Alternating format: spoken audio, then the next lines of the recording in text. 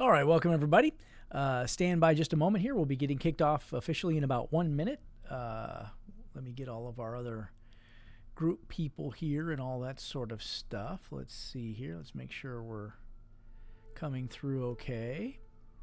If you wouldn't mind, maybe drop a little comment in the chat area to see if you can hear me okay. It looks like it should be good, but it's I've had to redo all the stuff this morning, so it's been a little bit of a challenge.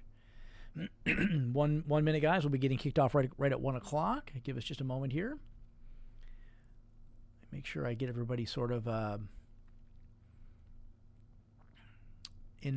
connected here. Let's see. I don't seem to see my group thing here. Stand by, everybody. We'll be getting kicked off here in just about a minute. Let's see. Today, as I type, and click furiously here, today we're talking about advanced student retention systems, and we're going to cover a few items that have been questions just recently. Working with clients and school operators. Keep in mind, here at Atlas Martial Arts Software and at AMS headquarters, we have we have teams of people that talk to school operators all day long, every day, and in large part, we're supporting not just their technical operations, right? Not just their website and software and billing services and collections and all that sort of stuff, but really helping to help them grow their location, grow their school in many different ways. And so we encounter lots of questions and feedback, and we can detect sort of where things have been maybe unclear or that are a little challenging to implement. And we're always building new systems and new tools in the background to help with that. So today we're going to talk a lot about that, especially as it applies to student retention systems. And let me go here actually. And essentially. And again, I will have live chat on today too. So if you do have any questions or comments or anything like that, feel free to put them in the chat area. We'll talk about that in just a moment here. But today we're focused on sort of the more advanced student retention systems that we've helped deploy in many schools that I certainly deploy in mine and things like that. And with lots of room for any questions or to clear up any unclarity that we might have for today. So hopefully you're along for the ride. So welcome everybody. Looks like we have our group now members getting on, and it is working. Anthony Fournier, how are you, sir?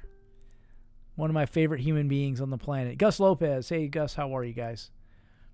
Anthony Fournier, by the way, was a wonderful human being. One of my favorite people. Good to see you, Tony. Good to see you guys. Anyway, so I'd be happy to send you the slides from today's presentation. You're probably going to want this one. This is one that is pretty condensed. It's pretty dense. I've got a lot of elements in here that we're going to walk through, and with only an hour, I try to be right at about an hour. We don't have a chance to get into painful detail on some of these elements, so it might be a good reminder for you. So just go ahead and drop a comment or put your name or put your email address in the comment area or the chat area on Facebook or wherever you're seeing this, and I'll make sure my staff kind of monitors that, and we'll send you a PDF of the slides when we're done with today. If you have any questions or comments, also feel free to post that in there as well.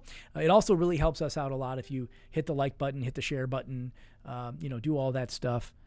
Tony commented, hit the like button, hit the share button. Anybody who you think might benefit from some of the strategies that we're talking about, feel free to send it on their way, and it'll help us sort of spread the word and grow the industry from the ground up. Also, if you have any questions or comments, please feel free to put them in there. I would also recommend, as we go through our time today, if you have specific student retention strategies that we didn't talk about, or that you particularly are enamored with, or that work well for you in your location, feel free to kind of put a little primer in there, put a little note in the chat area, and we'll review them with folks if we have time today, and if not, we'll sort of compile them and maybe ask questions about them, and maybe even have you on the podcast or have you on the webinar talk about them in the future. So that'd be very useful too if you have the opportunity to do that. John, a PDF would be great. Yeah, no problem at all, John. Anytime, almost every time, right? We almost always have the slides available for you. So feel free to just pop your name in there and your email in there, and our guys will send them to you. Also, as you well know, I always believe in, I always try to over-deliver everywhere that I can, and I always try to come bearing gifts. So I have a free resource for you. Some martial arts schools tend to struggle to get into to get the local elementary school systems and local public and private school systems to work with them, whether it's in the summertime, in the summer months, or during the regular school year. The summer months is a particularly valuable time where we use strategies to penetrate the local school districts, both public and private.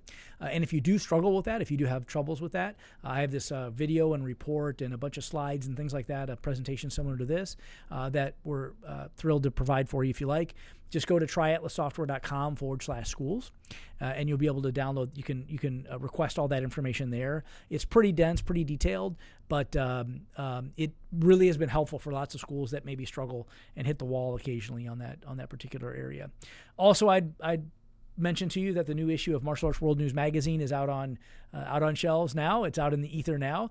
This month we featured Rumiko and Stephen Hayes. Again, a couple more of our favorite human beings on the planet. Wonderful humans, right? I mean, just wonderful human beings. And they've really built an interesting organization, and they talk a lot about some of the things that have worked really well for them in growing their martial arts school organization. I think it's almost 100% internally, from internal growth. Students becoming, instructors becoming masters, becoming school operators. And so really interesting case study there, I think, with a lot of interesting feedback. Also, feel free to go to Martial Arts World News magazine on your app stores, and you can download the free Martial Arts World News magazine mobile app there as well. And that's updated a couple of times a day at minimum. I would also mention, finally, actually a couple of other elements, that we are in deep beta testing right now for our Atlas Member Direct mobile application. And this is for our first generation is our student communication mobile app. This is sort of live chat, real-time messaging back and forth between you and your student base. Really, really cool features coming along, and we're really proud of where we've come with this project. So we are recruiting beta users from Atlas Martial Arts Software users. So if you would like to be part of our beta group, contact our team here at AMS headquarters, and we can put you on that beta list. We have a few dozen people in there now, kicking the tires, looking around, and giving us really good, valuable feedback on where we're taking the mobile app. So that's a resource available for you too. The last thing I would mention, because it's particularly relevant for the season that we're in right now, for all of our Atlas Martial Arts Software clients, do me a favor and go to MA Biz Academy and go to this little bonus section over here on the right, and you'll see the Summer Domination mini course. Right? We've talked about this, I'm sure, many times before, but let me just do a quick peekaboo. Again, if I go to Atlas Martial Arts Software, if I'm logged into Atlas Martial Arts Software, and you click the MA Biz Academy link, up here in the top right-hand corner, this Summer Domination mini course is something, if you have not reviewed this yet, please do that right away. This is sort of an in-depth expose on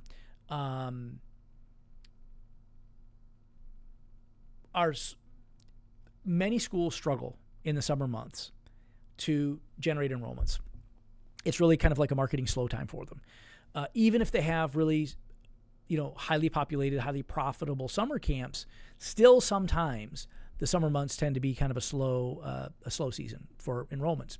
And this mini course, this sort of summer domination system that we've used for, it's more than 20 years now, might be close to 25 years now, really helps to kind of turn that on its head, and it makes summer really a crazy busy time of the year. So if you haven't done that yet, please do that. I really want to make sure that everybody's sort of empowered with that strategy and those tools to help augment their business. So let's do a quick review. Today is Advanced Student Retention Systems. We're only going to be talking about a small number of relatively robust and advanced strategies. But let's quickly review what we covered a few months ago in our Student Retention Systems 101. It's kind of our basic course. And this is also, by the way, this entire course is also available, by the way, in the MA Biz Academy as well. If you don't have access to MA Biz Academy, if you want to send me an email or put your chat in as well. I'll find that video for you and send it to you if you like as well. So in our Student Retention Systems 101, we talked about how to integrate all of the systems together, from curriculum to scheduling to testing schedules to all of these things to stimulate good student retention. We talked about building school culture. We talked about the program structure, the nature of linear versus ascension models, the nature of am I paying for access to equipment, or am I paying for a high-level consultant coach, life coach type of a scenario. We talked about facilities. We talked about curriculum specifically, curriculum elements, types of curriculum, organizations of curriculum that tend to work better and tend to work not as well for retention. Which, by the way, just to clarify, on the curriculum element, even if your curriculum doesn't fit into what some might consider to be the optimum curriculum structure for retention, it doesn't mean that you can't have great student retention. In fact, the opposite is true too. Even if you have an amazing, robust, eclectic, cool curriculum, it doesn't mean that you're going to have good retention.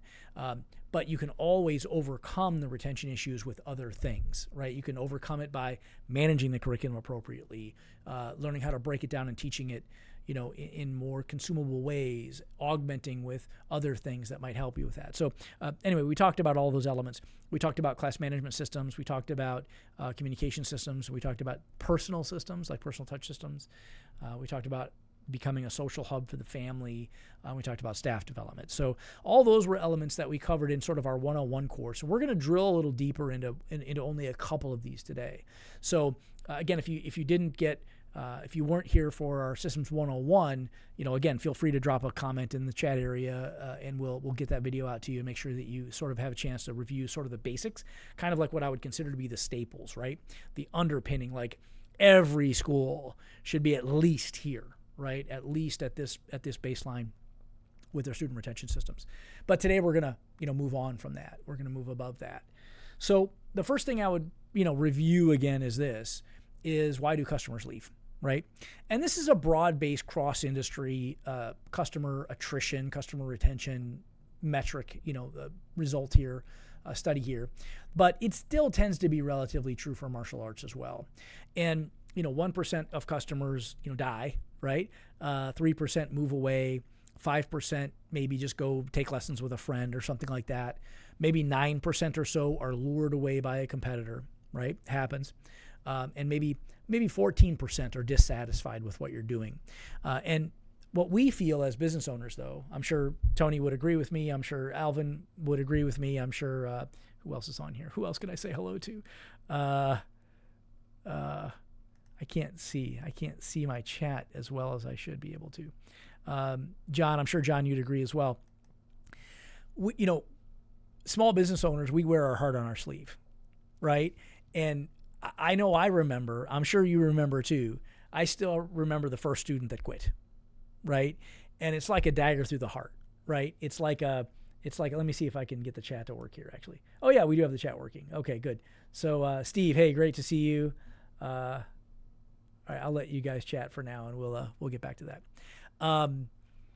Every student that quits, we feel like it's an arrow through the heart, right? It's painful.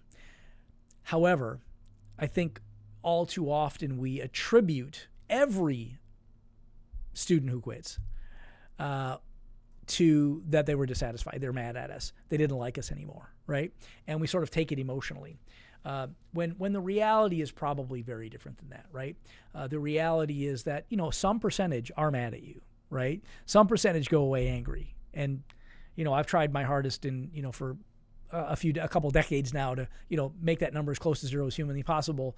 But look, occasionally, sometimes things just go sideways, right? And occasionally you're just not afforded the opportunity. Tony agrees with me.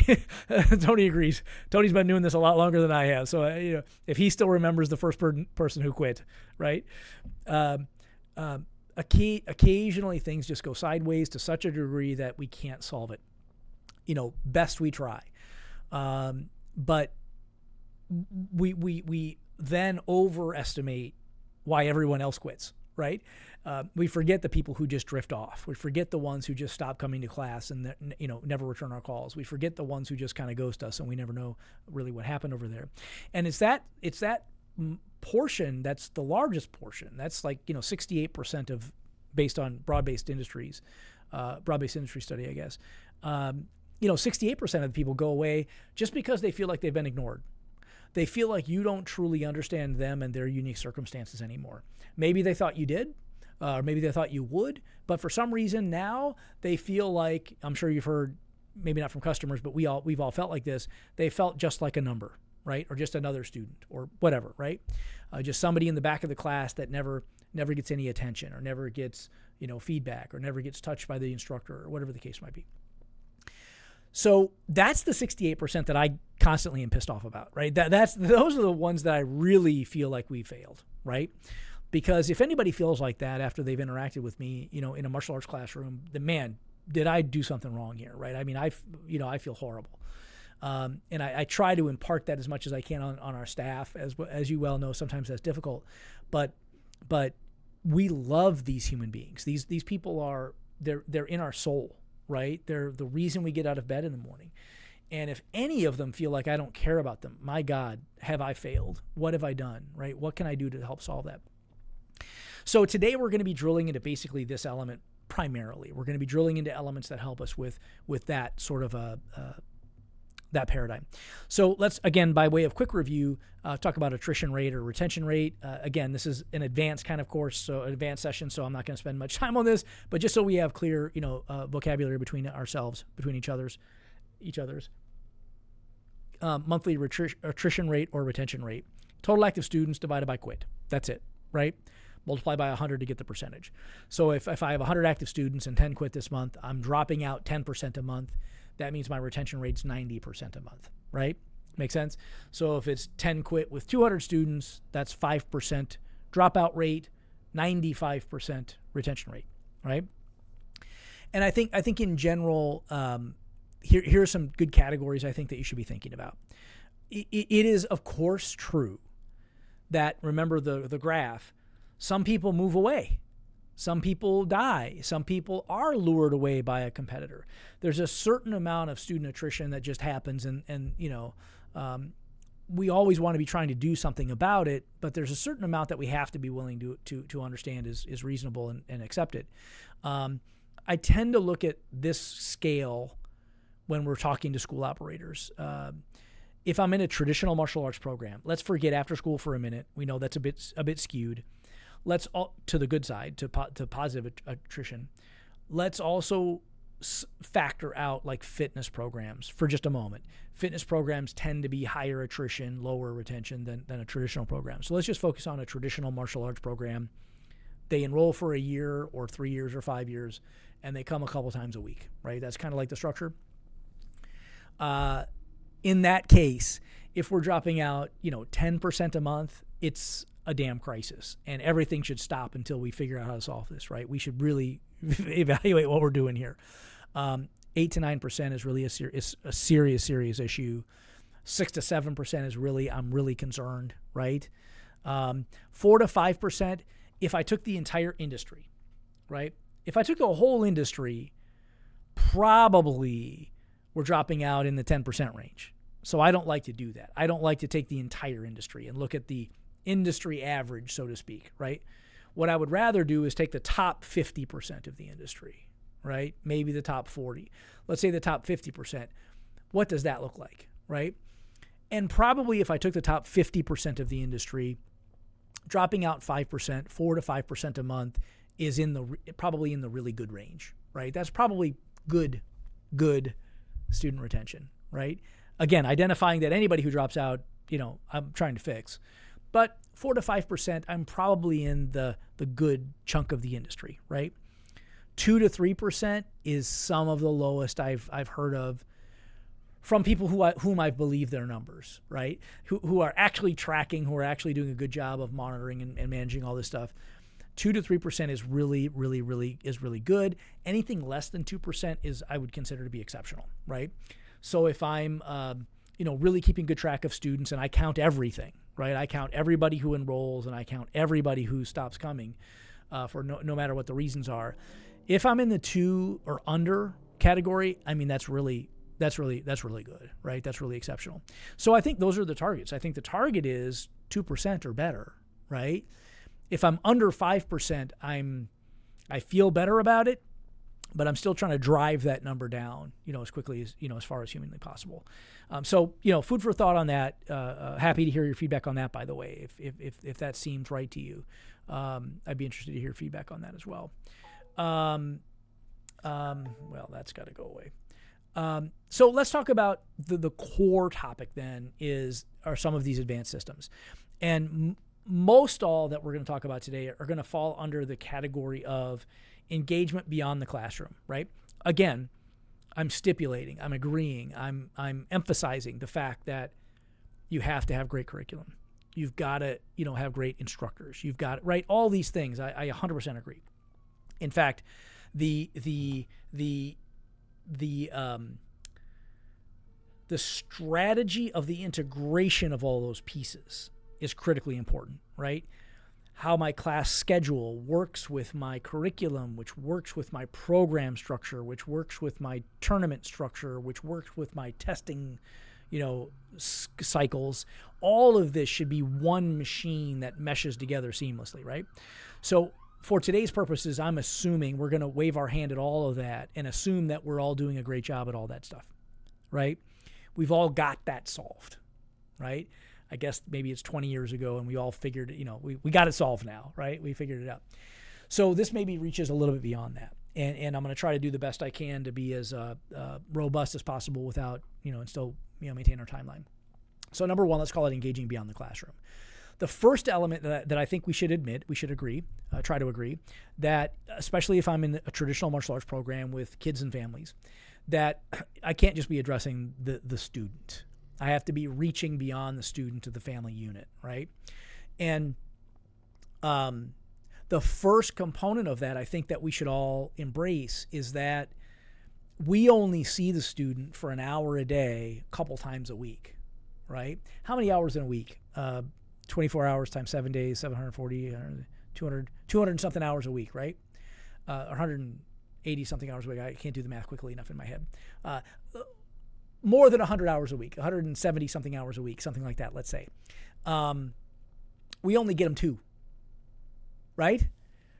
Parents get them the other 171 or whatever, So if we don't have the parents on our team, they might be working against us. Does that make sense? So if we don't take steps to solve that challenge, home life, parent life, school teachers, other sports and activities, everything else they do in their life, if we don't lean in to try to solve for those things being productive rather than counterproductive, then we're missing an opportunity. Does that make sense? I can't fix everything, right? But I know from clear experience, but also working with so many folks in the industry, sometimes the parent is really the problem, right? I mean, we've all had the overly aggressive parent with expectations that are out of disproportionate, or whatever the case might be. We've all had students whose parents pushed them too hard, or made it a sour activity, not a fun activity, whatever the case might be. So engaging the parent and the family is item number one, critically important. And the first way to do that is just enroll them, right? Get them in the school, right? Enroll them as a student. We've talked many, many times before, and you can find all these resources in MMA Biz Academy as well, on how to enroll a higher percentage of families and parents in the system and stuff. But the first step, the first element would be, how do I get them enrolled, right? A second element that I would recommend incredibly highly, and we require this, is we have parent requirements, right? So if it's mom or dad, we always require that both parents participate in the thing that I'm going to describe, but it's also anybody who's involved in the training of the child. If grandma brings them to the class, if uncle brings them to the class, whatever the case is, we require that they complete some requirements. Let's put it that way for a second. We require that they check off some boxes so that we can help influence how they're going to be helping us, how they will coach the children, how they'll interact with us in the school. My chat isn't updating, guys. I don't know what's going on. I think I might not have it set up correctly. I had to reset all this stuff this afternoon, and I may have missed checking a tick box or something like that. So anyway, we require them to do things that will help bring them onto our team, right? To produce a more confident child, to produce a child with higher degree of focus and self-esteem, right? And if we don't help educate them, then we're missing an opportunity there. So one example is we have reading requirements for the parents, right? We require them. We have 2 reading requirements for all of our beginner students. It's What to Say When You Talk to Yourself by Shad Helmstetter and Psychology of Winning by Dr. Dennis Waitley. Psychology of Winning, we also take some units from and build curriculum units from that parents are required to go through in what we call like a parents as coaches course, right? So as you would imagine, we want parents to learn how to be positive, inspiring coaches for their children. If we don't take the opportunity to teach them how to do that, then they're going to be left with whatever they currently do now, which may or may not be good for us, may or may not be positive for the student, right? So we sort of enlist them in this process. The reason that I use external sources like Shad Helmstetter and Dr. Dennis Waitley, is because yes, they probably perceive me as an expert in this field, but I want my opinions, the things that I'm teaching them, the things that they're learning from the school, to also be reinforced by numerous external experts, right? The Psychology of Winning is a great book, right? And it talks all about positive self-talk, positive expectations, positive self-dimension, right? In fact, the title of every chapter starts with the word positive, right? Right? Positive self-expectation. Well, clearly you see what I'm trying to accomplish here, right? I'm trying to get parents to understand that the only path to long-term success in the martial arts is through a positive lens, right? If I make it painful to come to class, if I make it stressful to come to class, if I make it difficult, right? This is all working against me. If I'm a parent and I make it cumbersome or laborsome to practice at home, then I'm working against our objectives here, right? So anyway, number one in the sort of engaging the parents and family deal is, number one, enroll them, get them enrolled, right? That helps them understand your vision and how to accomplish life-changing character improvement and performance improvement in humans. Second is educate them, right? Educate them. Take the time to get them on your team. Take the time to help them see the best way to develop the psychology of a child, the psychology of a winner, right? So a couple strategies there that I think are useful. The Parents as Coaches course, we require them to come to a class. It's usually within the first couple of weeks of them being a white belt anyway. And we show them how to hold the paper target, the x-rays. We show them how to hold pads. We show them how to hold boards eventually when they get to that stage, right? We show them how to help be a productive coach at home. We have little documents and outlines of home training sessions that they can help conduct with their children, things like this. We teach them how to orchestrate their day around their martial arts lesson so that it's not hard to get the kids to come to class. It's not hard to get the kids to practice at home, right? Just as an example, a simple example is if kids are doing something they dislike before it's time to come to martial arts class, it's usually pretty easy to get them to put that down, right? So we would teach them how to orchestrate their day. Don't let the kids play video games before it's time to come to class, right? Have them do their homework. Have them read something that maybe they're not thrilled about, right? Have them study their history or their geography or their geometry or whatever the case is. Do that the 45 minutes or an hour before martial arts class. And then when it's time to go, they're much more willing to put that away and come to class than they will be to put the video game down, right? Things like this. Like these are elementary, rudimentary things, but we would all, I think, agree that they're elementary, rudimentary things. But for parents, they might not be exposed to this. They might not have that skill set. They might not have that, that strategy in mind. And I think it's up to us. It's incumbent upon us to help them understand, right? So good for now. Any other thoughts or questions about that? Feel free to pop them in the chat area. It looks like my chat in my little system here is not updating. It looks like I have the chats from before, but not the ones from now. So I'll have to look over here so I can see what you're chatting over here, guys. So if you do have any questions or comments, I'd love, I'm happy to feedback about that. Dan Segara, Sean, hey guys, thanks so much. I appreciate it. Even though I can't put you on the screen right now, I'm still watching. I'm watching you. So number one, that engage the families, right? And perhaps this is a higher degree than what might be common in the industry, but I do think it's critical. I think it's critical. Next, student homework.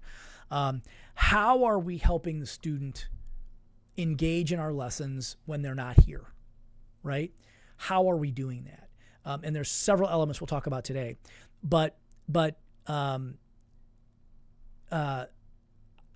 would recommend that you have, on a unitary basis, like a unit at a time, something that's going home with the students very frequently that they're going to be fun and happy to engage in.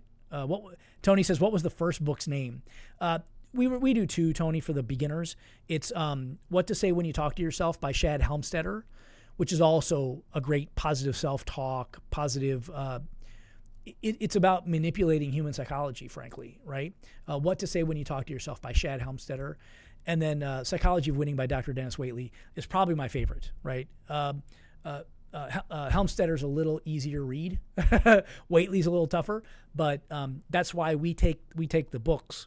We make them have the books, right? We give them to them when they enroll. So we make them do it. The students have to do it for their curriculum anyway. But we excerpt some chunks, like fair use excerpts, and teach lessons around it that they can then engage with without, even if they don't read it, right? We require it, but even if they don't do it, they still get the lesson. You know what I'm trying to say? So video, audio, that kind of stuff. Hopefully that's useful for you. Okay, so let's talk about student homework. So we do 2 units every testing cycle. We have a 2-month testing cycle, so we have a different unit every month. They have 2 homework assignments per cycle, 1 for each month. You orchestrate it however you want to. But the magic, in my view, is what the homework assignment is the salient detail here. And it needs to be easy. It needs to be simple. It needs to be fun. It needs to be, right? There are all these elements that you want to make sure you're ticking off. You can't make it onerous or burdensome, especially for beginners. But you want to make it a cool activity that they're rewarded for in class. I'll tell you a bit of a system that I use that might be useful for you.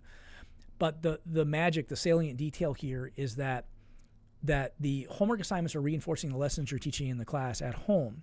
So just one quick example is, we use the 7 magic words of respect, right?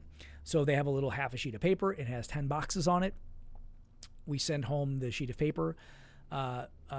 When they use any of the 7 magic words of respect, yes sir, yes ma'am, no sir, no ma'am, please, thank you, you're welcome, right? If they use any of those, if at home mom asks them to do something and they say yes ma'am, they've now practiced one of those 7 magic words of respect. Mom can go over to the refrigerator and initial off one of those boxes, right? Something like this. It's just an example. Don't get hung up on the details. I hear, I always hear both sides of the fence going on in my head. I hear the objections and I hear the accolades, and I always try to fight the objection.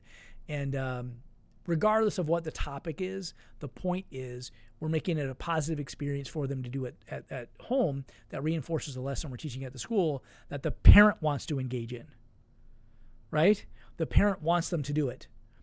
The student wants to do it because we're going to reward them in the class in any number of ways, right? Let's not get into that today. But and everybody who does their 7 magic words of respect, they get something, they bring it into the class, they get something, we do the whole, we reward them in such a way that is public and exciting, right? So point there being, I want to engage the family in the process, right? It's not just doing 100 front kicks at home. It's things that the parent wants them to engage in as well. And if I've framed it appropriately, they'll do it in a positive way. Does that make sense? So, when they get these assignments, we again reinforce the lessons that Waitley teaches us and the lessons that Helmstetter teaches us.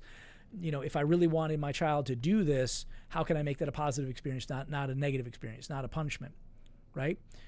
If I ask him to go clean his room and he says, okay, and he does it, I might say, well, Johnny, that was a great answer. And I point at the sheet of paper. What might even be a better answer? Whatever, right? So you get the idea. The things that we're having the students do at home, we want the parent to be on board with, and we want them to have fun with and be on board with as well. Okay, you get the idea. Another mechanism that I love to use that works really well in this arena and tends to be a little more advanced than some schools are, than I see out there a lot, is we have an intent to promote system, right? So I'm sure you do something similar to this with, they have requirements that they have to meet in order to advance, right? They have to know their curriculum. They have to be able to execute their board breaks, execute their self-defense techniques, all their curriculum, things like this. In addition to that, we require that other mentors in their lives get involved, right? We require that each student who is up for advancement, we give them an intent to promote packet.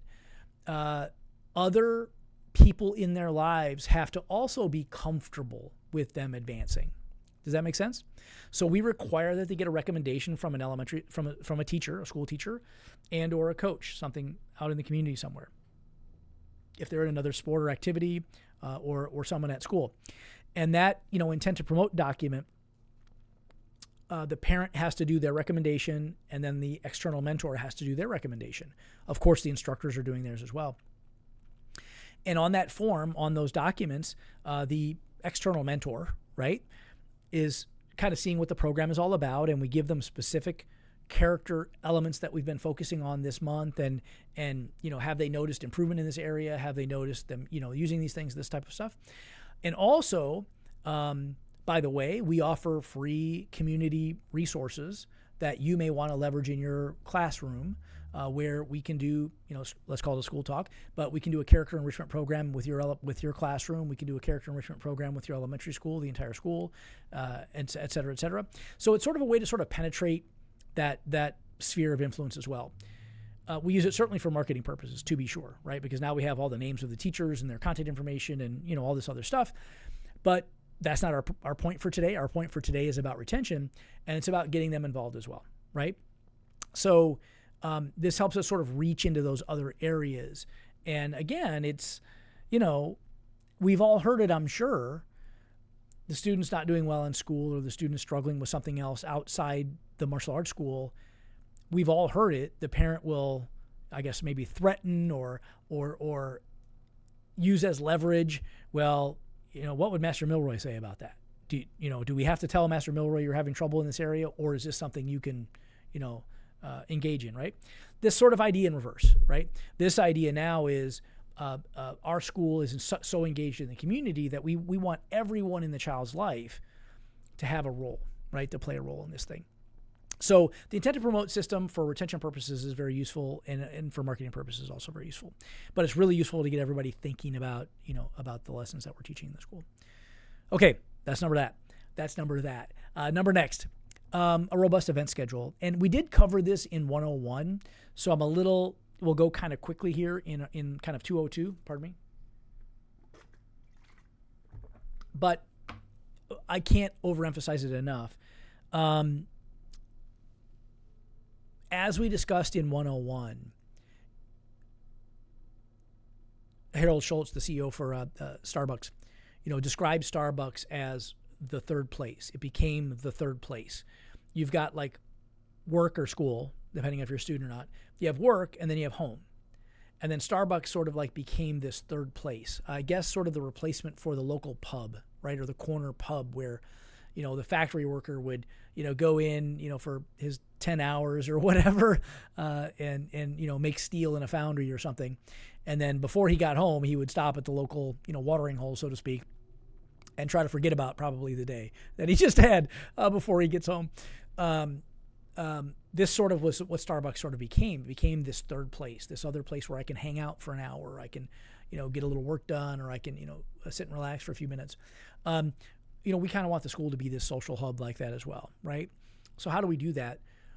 one of the mechanisms, obviously, is what kind of calendar we're executing, right? The robustness of our event calendar. Forget testing and tournaments and all that. That's all good. I mean, it's critical, right? It's critical. But how do we augment our schedules with our calendars with, robust events that people really want to participate in, where the school really becomes a place that they kind of go a lot, So one of the things that we require in my schools, obviously, is I like to do at least one martial arts and one non-martial arts event every month. If I have a testing that month, maybe that's the martial arts event. Maybe it is, maybe it isn't. But I want to do at least, one other or a couple of other events to help engage people. A lot of social events. I think this is missed a fair bit in schools that we talk to, especially in the bottom half of the industry. The entire industry, we see lots of events, lots of seminars, right? Longbow seminar, long staff seminar, nunchaku, kama, whatever. Lots of that, right? Like even little clubs operating out of a YMCA or something like that will often do those types of activities. So we see that everywhere. We see that broad-based. What I don't see enough of in the bottom half of the industry are social events, right? Events where the whole family comes, right? And, it doesn't have to be hugely expensive or anything like that, but these events that engage the community, but also engage, the parents and families, right? We know that there's a certain percent that can't show up on a given day or whatever the case might be. But the idea here is that we're engaging not just, with their martial arts kicky punchy, curriculum, but we're creating relationships, right? Churches, we all know, right? Why? Why do they operate the way they do? They are products of hundreds, maybe thousands of years of development, of building social culture, building social fabric. And the ice cream social, the Sunday, lunch or dinner, whatever. This is a critical component to building great communities, right? So, understand leveraging social events. Every month, we want to have a parents' night out of some type. If it's a ninja night or whatever, we want to do something cool for the kids where it gives the parent kind of a break too, right? And then usually we bring the parents in for the last, 15, 30 minutes or so of the event for activities that engage them as well. So something like that. Learning events, as I said, curriculum-related events obviously are important. Again, this Parents as Coaches event, we require all of our new students, our new families to go through that in that first month or so as the student's a white belt. But we also have Parents as Coaches events throughout the year. Again, another opportunity to bring them in and re-educate them and help them understand what we're trying to accomplish. Events that are just fun, right? Community outreach events. As you well know, if you've been following along with any of my stuff for any period of time, this is a huge area of focus for me and my schools because it's so damn valuable and it's so worth it in every way. Every month, we usually rotate between 3 to 5 different themes every month. One month might be free child ID kits. We have, we can do fingerprints and a DNA sample and a little ID card and all that sort of stuff. We'll do that once every 3 or 4 months. We'll do like maybe an anti-abduction seminar or something like that, a session, something like that. We'll do, maybe lady self-defense, maybe home defense, whatever, right? Something that's sort of a community outreach activity, anti-bullying sessions we'll do maybe 2-3 times a year, things like this. Free confidence course. We like to market that one, especially around back to school. It's sort of like an afternoon event as well. But these community outreach events also get students involved, get parents involved, get families involved, right? So, robust event schedule cannot be, I think, overstated. A school advisory council or a school support council. This is something I was really, really skeptical about doing 20-something years ago, and now I would never operate a school without one, right? I would, if this is something that you're not doing, I would recommend. There's only one exception to my rule, and I'll explain my exception. Under every circumstance except one. Okay, 2. Under every circumstance except 2, I would recommend everybody has a school support council.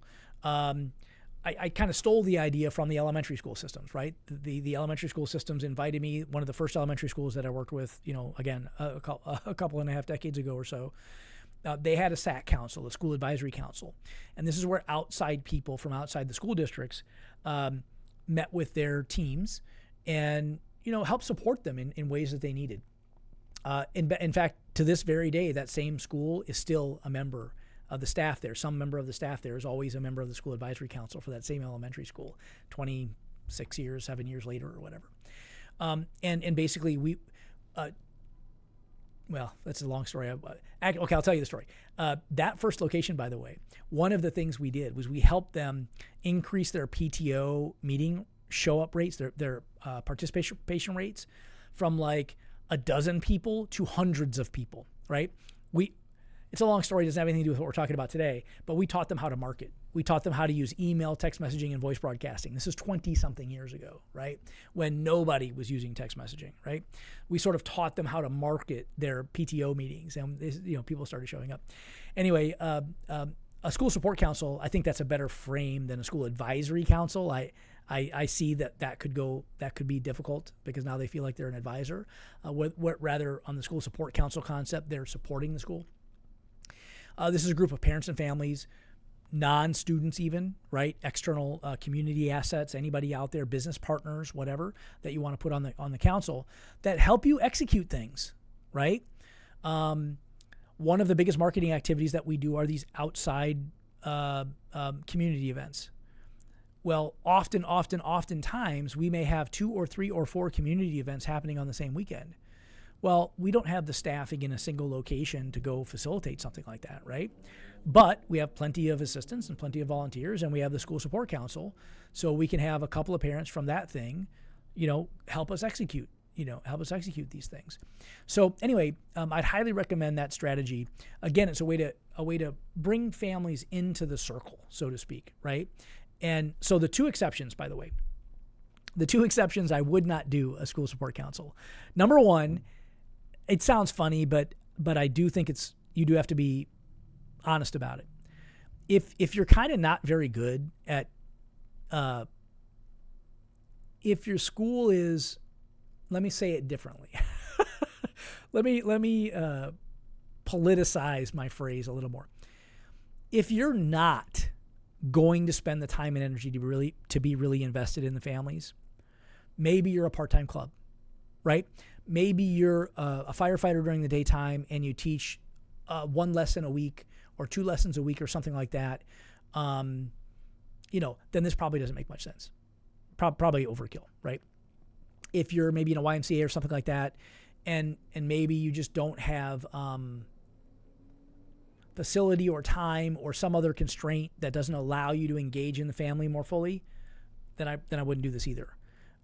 Or if I'm a school that maybe just, you're not very good and you're not a very good instructor and your attrition rate is horrible and you just don't take care of people very much and you're not willing to, then I wouldn't give families and parents any more ammunition, right? However, if any of those are not true, if you really want to be engaged with people, this is a great idea. The second scenario that I wouldn't do this is facilitating a school support council does require a level of leadership skill on your part that goes a little bit beyond just teaching martial arts classes. Does that make sense? You will find scenarios when you engage people and they feel like they're empowered to give you feedback. You will get negative feedback. You will get issues, problems, objections, scenarios, right? If you're not willing to deal with that, if you're not comfortable dealing with that, if you're not comfortable taking sort of an executive role where you're guiding a team of people, leading other leaders, so to speak, if you're not comfortable with all that, then I wouldn't do this either because it requires that. It requires a level of, leadership skill and ability to help if there are objections, if there are questions, if there are concerns, right? You want them to feel heard. You want them to feel like they have a voice, but you also can't let it get out of control, right? So you have to be willing to and able to manage that type of an activity, if that makes any sense. Hopefully it's not you don't want this to go bad, right? So you get the idea. So anyway, a school support council, I think, is a marvelous sort of advanced retention strategy that really pays a lot of dividends. It pays a lot of dividends also on the marketing front, obviously, but you get the idea. As I've described for ever, appropriately executing against a really nice student newsletter, student communication systems, let's just call it a newsletter for now, is a really useful and important idea for many reasons. I would use every media at my disposal: video, audio, print, email, text, you name it, member direct message, to make sure that they get my newsletter. Newsletter sounds silly, right? It sounds like, 1985. But here are the things that you're trying to accomplish. One element that you have to remember is that the reason people enroll in your school is typically to solve some kind of a problem. It might not be a huge problem, but there's something they want to benefit from. There's something they want to gain. If they want to gain confidence, if they want to gain self-esteem, if they want to lose some weight, whatever the case is, there's a reason. Even if it's just to have fun, there's still a reason. And the story, I tell the same story all the time, so you're probably bored of hearing it, but if you've ever spent time with, maybe you live with somebody or you see somebody every day and they maybe lose a lot of weight over time or maybe gain some weight over time, whatever. You don't notice it on a day-to-day basis, right? But if the same thing happened, if that same person lost the same amount of weight and you hadn't seen him in 6 months and then you see him at the airport, you're going to be like, oh my God, you look great. What happened? This is fantastic. You've been working really hard on this, right? You notice it. And the same is true with all of the incremental improvements that our students make every day, right? The same is true with improvements in self-esteem and confidence and focus and all of these other things. They come slow. Sometimes there are quantum leaps, to be sure. But more often, they come incrementally. They come slowly. They come over time. And we have to constantly and consistently remind people that it's happening, right? Now, I'm not going to lie. I'm not going to say it's happening when it's not happening. But one of the things that you're trying to accomplish in your newsletter property is case studies of students, right? Show them that it's happening. Show them that, when Johnny started, he was here and now he's here, right? And you're constantly reminding them that that the program is delivering the benefits that they were seeking, and show them how to have it benefit even more, right? So I know it sounds silly and it sounds like extra work. Have the school support council do it for you, right? But you should have a print and email and text message and blog post and video email newsletter every month at least. We break it up for you into 4 emails, so you can email one thing every month. Make sure that it's tons of testimonials and case studies. I would print it out as well and make sure I physically hand it to everybody so I know who did get it and who didn't get it. Why do I print it out? Well, maybe I don't email to grandma and she's the one picking them up. I want her to have it too. Maybe dad never sees it. I want him to see it too, right? You get the idea. So anyway, that's another tactic, a technique I think that's critically important that we should overlook all too often. Number next, awesome calls. Again, this is probably in the 101 section as well, but it's so important. I'd want to mention it again. I would systematize all of this. I try to systemize everything, but we want the instructors and the assistant instructors to be reaching out and speaking with students and families as often as is possible, as is reasonable, and as we have something valuable to talk about. So every class, every instructor chooses one student in that class for an awesome call that day. They write them down on their little thing and they shove it in their uniform, right? Then when classes are over, we pick up the phone and we give them a call, right? We do the same thing, and it could be a video on Instagram, it could be a video, a Snapchat, or whatever, right? But we do something to engage in them and make sure that they get it. We do the same thing with good job notes. In this case, we have each instructor and every assistant instructor do at least 2 to 4 good job notes per class. So we have the little good job notes or little postcards, and when every student walks on the floor, they have to go to this little bin and they grab the stuff for the day and they stick it in their uniform, right? So now they have their high five awards and they have their good job notes in their uniform already. While they're in class, they're watching and they're fixing and they're helping, and they see Billy do something exceptional. And when they step over to the side, they grab one and they write Billy's name on it and they shove it back in there, right? So now they know, a reminder after the class, Billy gets an awesome, a good job note today. So those good job notes go out every day. We mail them every day, at least 2 to 4 for every instructor in class. That way we know who we're touching. Now on their attendance card, we mark who gets them, right? So that now we can track. We want to make sure that if I hadn't got one in a while, we want to make sure that we're looking out for that student and try to find something that they're improving in to help them recognize, right? So I think these things are critically important, and they're just overlooked way, way, way too often, right? I mean, way, way, way too often. Next, know the family. And we have 6 minutes left, so we have to go extremely fast here. I apologize for that. Number one, know the family. I have a student profile mechanism where on a sheet of paper, we have every student's photo. We print it out from Atlas. We print their photo and everything and a bunch of fields.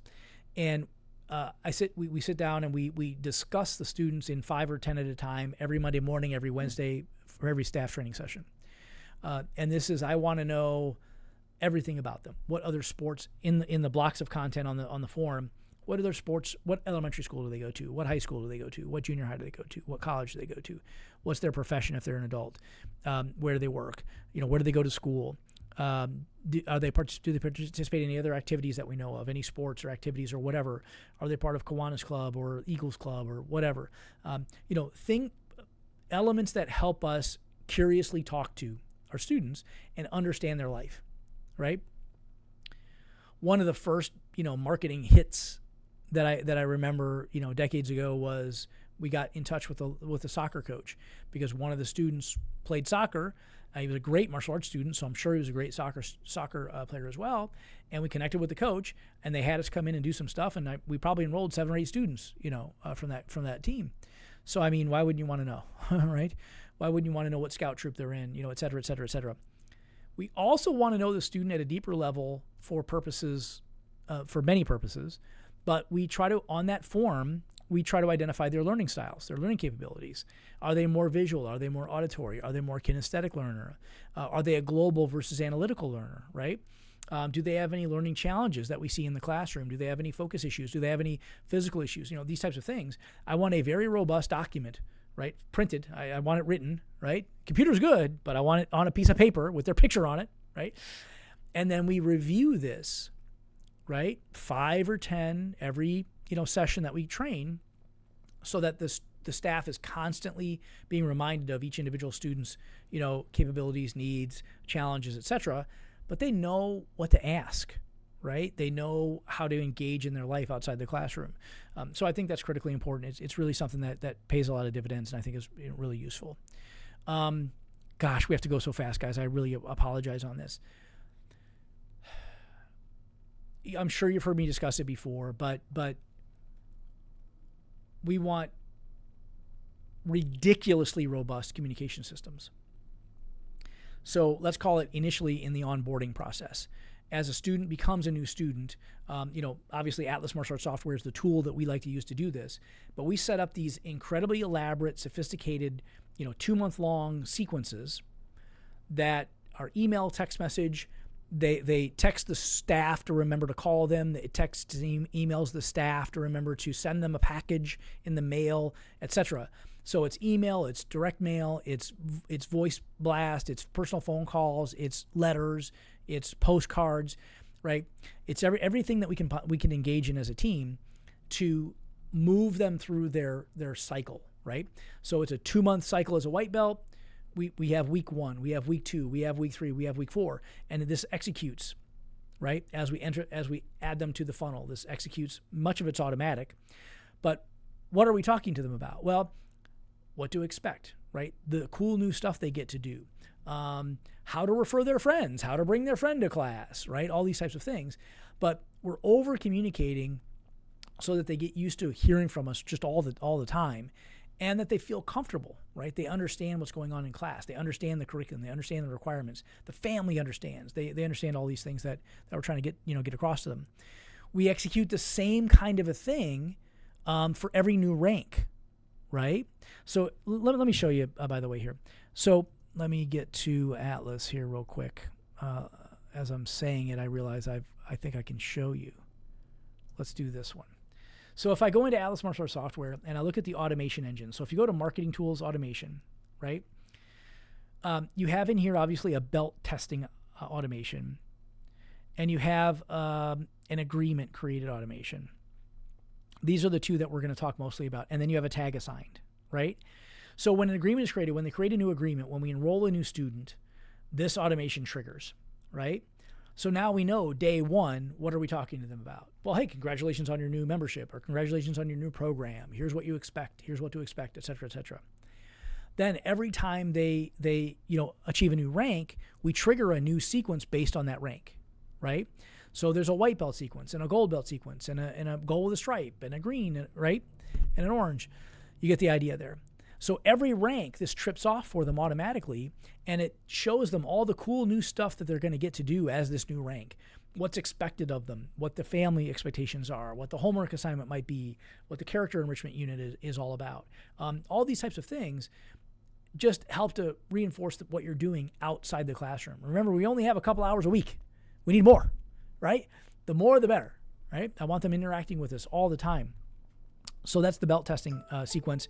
And then also we have this tag assign sequence.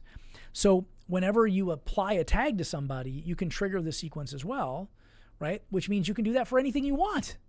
So we have, for example, a good job note sequence, right? So we tag them with good job note. We put the date in the tag. And then that triggers a sequence in here that sends them like 4 or 5 messages, right? Explains to them what they did well, all that sort of stuff, right? You can use the tag-based thing for anything you want, for any trigger you want to, okay? So anyway, the point is we really want to be hyper-engaged in that, and using the system like Atlas software, using an automation system helps you systematize all this stuff, right? And remember, you can message the student, and you can send messages to staff as well to remind them to do things. Call them, execute this script. We put the script at the bottom of the email.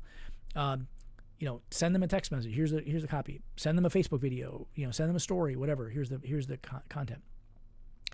Like I said, the same for every rank. So new blue belts, new purple belts, new green belts, whatever the case is, we trip off a new sequence for them, right? I guess I identify what that is. So congratulations, new cool stuff you get to do, what to look forward to, of course your requirements and stuff like that. Also, here's how to refer a friend. Here's how your family can join you on the journey. All of these other things, right? What other activities are you interested in? Do you participate in? Send it here. This kind of stuff. And again, every new program, every new team, every new agreement, et cetera, et cetera, et cetera. Okay. And then we have like an ongoing funnel that basically just is the entire student life cycle, right? From day one to day, 9,000, right? Whatever. So you get the idea. So using these tools, I think, is like really, really, really useful, right? And as I described, obviously Atlas Martial Arts Software is our favorite tool to do that. Remember that we provide a bunch of these tools ready for you. I'll show you a few of these.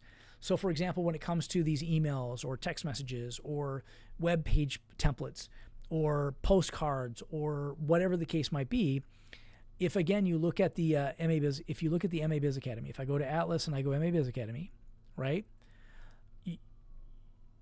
In the marketing area and in the after school area as well, you've got access to, again, like the email, the newsletter.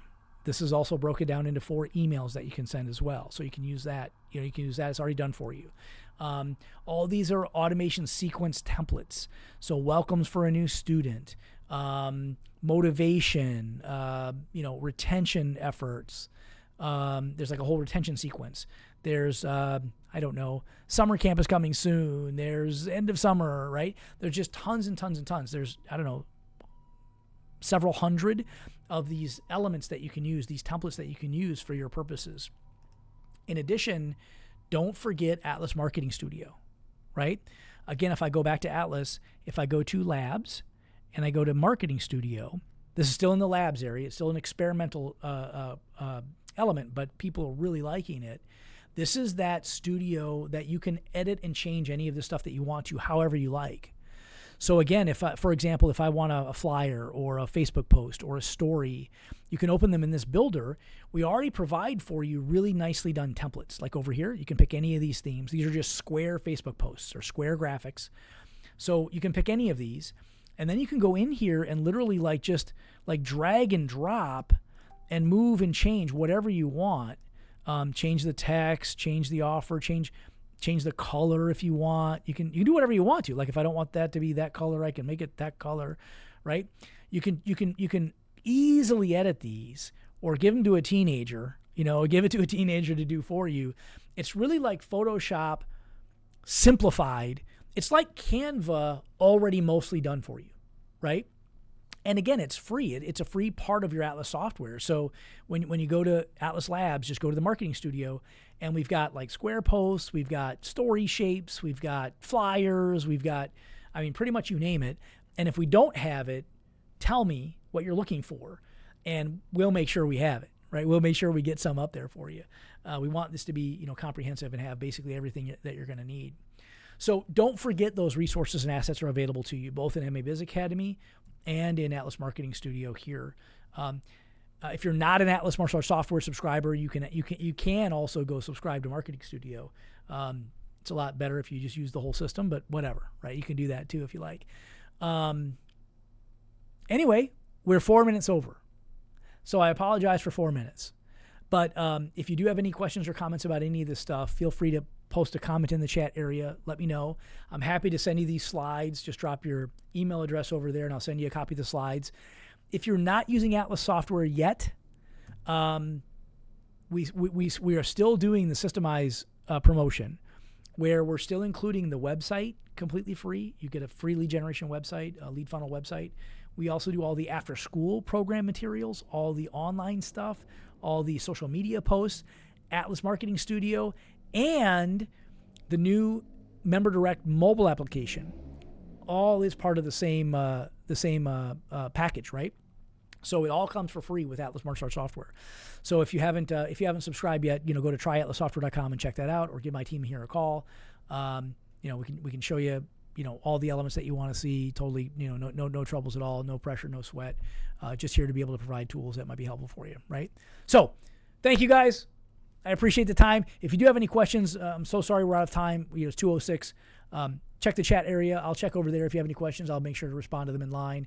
And if you want or need any of these assets, feel free to ping me over there, and I'll make sure we get them out to you. Okay? All right. Thanks, everybody. Appreciate your time. We'll speak again soon. Thanks, all. Okay, this always lags for some reason.